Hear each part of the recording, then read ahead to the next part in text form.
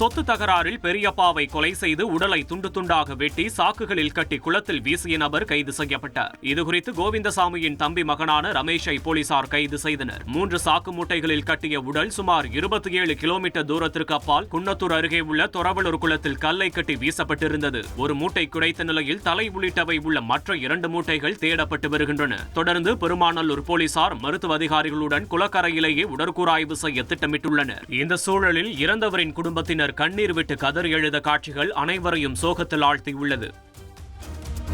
சேலம் அரசு மருத்துவமனையில் பெண் பணியாளருக்கு பாலியல் தொல்லை கொடுத்ததாக புகார் எழுந்துள்ளது. மருத்துவமனையில் பல்வேறு பணிகளில் தனியார் நிறுவன ஒப்பந்த பணியாளர்கள் ஈடுபட்டு வருகின்றனர். இந்த நிலையில் 30 வயது பெண் பணியாளருக்கு தனியார் நிறுவன அதிகாரிகள் பாலியல் தொல்லை கொடுத்ததாக சேலம் மாநகர போலீசில் புகார் அளிக்கப்பட்டுள்ளது. தனக்கு பாலியல் தொல்லை கொடுத்த 3 அதிகாரிகள் மீதும் கடும் நடவடிக்கை எடுக்க வேண்டும் என பாதிக்கப்பட்ட பெண் கோரிக்கை விடுத்துள்ளார். செய்திகளை உடனுக்குடன் தெரிந்து கொள்ள உடனே சப்ஸ்கிரைப் பண்ணுங்க.